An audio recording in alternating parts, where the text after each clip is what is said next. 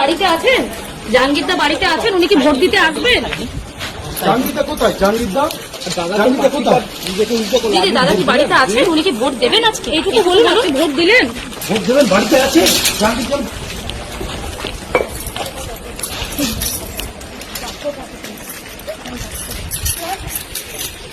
গত 4 মে রাজ্যে রাজনৈতিক পালাবদল ঘটে গিয়েছে। তৈরি হয়েছে নতুন সরকার।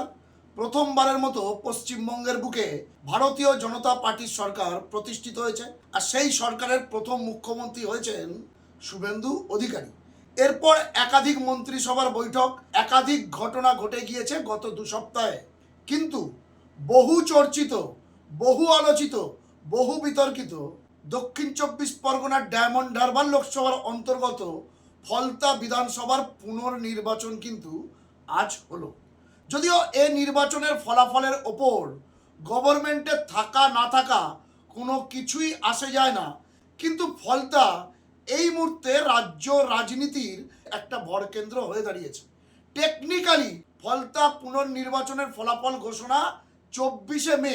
টেকনিক্যালি সেই ফলাফলের ওপর কিন্তু কোনো কিছুই নির্ভর করবে না, কিন্তু রাজ্য রাজনীতির সকলের নজর এই ফলতা কেন্দ্রটির দিকে। রাজ্যে রাজনৈতিক পালাবদলের পর ফলতা পুনর্নির্বাচন থেকে নিজেকে সরিয়ে নিয়েছেন তৃণমূল প্রার্থী জাহাঙ্গীর খান ওরফে পুষ্পা।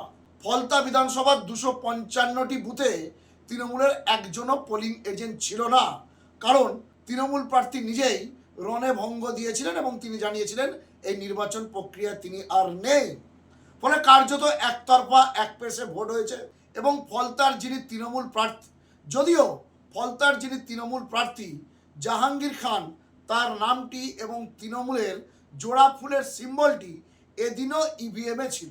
ফলে খুব ইন্টারেস্টিং বিষয় আমরা লক্ষ্য করব, আগামী 24শে মে যেদিন ফলতার ফলাফল বেরোবে, সেদিন তৃণমূল কতগুলি ভোট পায় সেদিকেও কিন্তু সকলের নজর থাকবে। যাই হোক, ফলতার পুষ্পা জাহাঙ্গীর খান নিজেকে নাকি গৃহবন্দী রেখেছিলেন। তিনি সারা দিন বাড়ি থেকে বেরোননি, অথবা তিনি বাড়িতে আছেন কিনা বা কোথায় আছেন সেটা কেউ জানেন না। এর মাঝে সকালের দিকে আচমকাই দেখা যায় জাহাঙ্গীরের স্ত্রী রেজিনা বিবি ফলতার শ্রীরামপুর প্রাথমিক বিদ্যালয়ের 190 নম্বর বুথে ভোট দিতে আসেন। মুখে মাস্ক পরে আসেন, কিন্তু মুখে মাস্ক পরে এলেও সংবাদ মাধ্যমের নজর তিনি এড়াতে পারেননি। তিনি নিজের ভোটটি দেন এবং ভোট দেওয়ার পর যখন বুথ থেকে বেরিয়ে যান, তখন সংবাদ মাধ্যমের প্রতিনিধিরা তাকে প্রশ্ন করেন, আপনি কি ভোট দিয়েছেন? ভোট তো দিয়েইছে, ভোট দিয়েছে বলেই তো বুথে এসছিলেন। কিন্তু জাহাঙ্গীর খান কোথায়, সেই প্রশ্নের কোনো উত্তর তাঁর স্ত্রী রেজিনা বিবি দেননি। মূলত সংবাদ মাধ্যম থেকে তিনি মুখ সরিয়ে নিজের বাড়িতে ঢুকে যান। আর জাহাঙ্গীর খান তিনি তো ভোট দেননি, বাড়িতে আছেন নাকি বাড়িতে নেই সেটাও আদৌ কেউ জানে না। কার্যত ফলতার নিরুত্তাপ একপেশে ভোটে এদিনের এটাই ছিল একমাত্র ভাইরাল ছবি। শেষ পাওয়া খবর অনুযায়ী ফলতায় ভোট পড়েছে এই পুনর্নির্বাচনেও, যে ভোটের আদৌ কোনো গুরুত্ব নেই, 87%। বিকেল 5টা পর্যন্ত, এবং মনে করা হচ্ছে শেষ পর্যন্ত সেটা 90%তে গিয়েই ঠেকবে। তবে টেকনিক্যালি কোনো গুরুত্ব না থাকলেও, অর্থাৎ ফলতার ভোটের ফলাফলের ওপর সরকার থাকা বা না থাকার কোনো প্রভাব না পড়লেও, ফলতা ভোটের ফলাফলের ওপর কিন্তু একটা দীর্ঘ রাজনৈতিক প্রভাব আছে। আপনারা জানবেন, ফলতা সেই বিধানসভা যেটা তৃণমূল কংগ্রেসের সর্বভারতীয় সাধারণ সম্পাদক সাংসদ অভিষেক বন্দ্যোপাধ্যায় ডায়মন্ড হারবার মডেলের একটি অংশ। এবং গত 2024 লোকসভা নির্বাচনে অভিষেক বন্দ্যোপাধ্যায় রাজ্যের মধ্যে সবচেয়ে হাইস্ট মার্জিনে জিতেছিলেন। ব্যবধানটি হলো 7,11,000, যা নিয়ে কিন্তু প্রবল বিতর্ক তৈরি হয়েছিল। এবং সেই 7,11,000-এর মধ্যে এই ফলতা কেন্দ্র থেকেই অভিষেক লিড নিয়েছিলেন প্রায় 1,65,000। ফলে ফলতা বিধানসভা পুনর্নির্বাচনের ফলাফলের ওপর টেকনিক্যালি কোনো প্রভাব না থাকলেও এর একটা রাজনৈতিক প্রভাব কিন্তু সুদূর প্রসারী। জাহাঙ্গীর খান তো ফলতায় তার সাম্রাজ্যের পাত্তারি আগেই গুটিয়ে নিয়ে কার্যত অসহায় আত্মসমর্পণ করেছেন। আগামী দিনে তার রাজনৈতিক ভবিষ্যৎ ঠিক কোন দিকে যায় সেদিকে সকলের নজর রয়েছে। এর পাশাপাশি প্রার্থী হওয়ার সুবাদে সে কিন্তু কলকাতা হাইকোর্টে আগামী 26শে মে পর্যন্ত রক্ষা কবচ বা বিশেষ প্রোটেকশন পেয়েছিল। কিন্তু 26শে মের পর তার সেই রক্ষা কবচ কি বাড়ানো হবে? আইনজ্ঞ মহল মনে করছে ফলতায় জাহাঙ্গীরের রক্ষা কবচ আর বাড়ানো হবে না, কারণ সে প্রার্থী ছিল বলেই তাকে রক্ষা কবচটা দিয়েছিল হাইকোর্ট। এরপর কি হবে? জাহাঙ্গীরের বিরুদ্ধে ভুরি ভুরি অভিযোগ আছে, একাধিক এফআইআর আছে, তাহলে কি জাহাঙ্গীর গ্রেপ্তার হবে? সেদিকেও কিন্তু সকলের নজর রয়েছে। অন্যদিকে এদিনই জাহাঙ্গীরের যিনি নেতা অর্থাৎ তৃণমূলের সর্বভারতীয় সাধারণ সম্পাদক, ডায়মন্ড হারবারের সাংসদ অভিষেক বন্দ্যোপাধ্যায়, তাঁর করা একটি আর্জির শুনানি ছিল কলকাতা হাইকোর্টে। আপনারা জানেন গত সপ্তাহে বিধাননগর সাইবার ক্রাইম শাখায় অভিষেক বন্দ্যোপাধ্যায়ের বিরুদ্ধে জনৈক এক আইনজীবী এবং সমাজকর্মী প্ররোচনামূলক বক্তব্যের জন্য এফআইআর করেছিলেন। সেই এফআইআর খারিজের বিরুদ্ধে অভিষেক বন্দ্যোপাধ্যায়ের আইনজীবীরা হাইকোর্টে মুভমেন্ট করেছিলেন। সেই মামলার এদিন শুনানি ছিল। হাইকোর্ট এফআইআর খারিজ করেনি, কিন্তু হাইকোর্ট সেই মামলায় অভিষেক বন্দ্যোপাধ্যায়কে আগামী 30শে জুলাই পর্যন্ত আইনি রক্ষা কবচ দিয়েছে।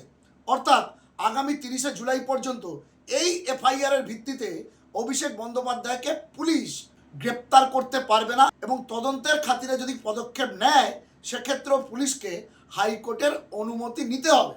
সেই সঙ্গে অভিষেক বন্দ্যোপাধ্যায়কেও হাইকোর্টের তরফ থেকে জানানো হয়েছে আপাতত তিনি দেশের বাইরে যেতে পারবেন না, তার পাসপোর্টও জমা রাখতে হবে, এবং 30শে জুলাইয়ের পর এই মামলায় আবার শুনানি হবে।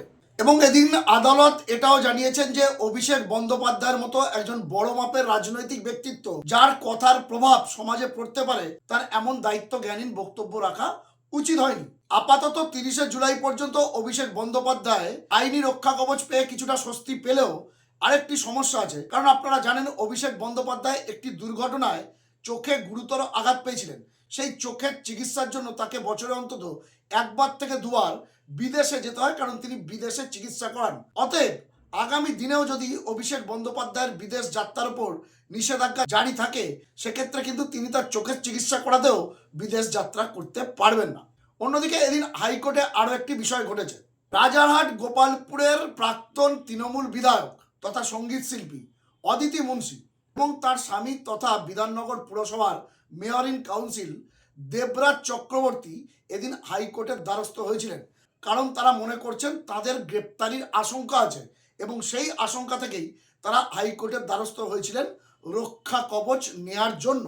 এবং গত 48 ঘন্টায় যে খবরটি আমরা দেখছিলাম অদিতি মুন্সির স্বামী দেবরাজ চক্রবর্তীকে নিয়ে, তিনি নাকি গ্রেপ্তার হয়েছেন, পরে জানা যায় তার ঘনিষ্ঠ 2-1জন নেতা গ্রেপ্তার হয়েছে, কিন্তু তাকে পুলিশ আটক করে জিজ্ঞাসাবাদ করার পর আপাতত ছেড়ে দিয়েছে। কিন্তু তার মানে এটা নয় যে আগামী দিনে দেবরাজ চক্রবর্তীকে গ্রেপ্তার করা যাবে না, এবং সেই আশঙ্কা থেকেই কিন্তু দেবরাজ এবং অদিতি মুন্সি দুজনেই কলকাতা হাইকোর্টের দ্বারস্থ হয়েছিলেন রক্ষা কবচ নেওয়ার জন্য।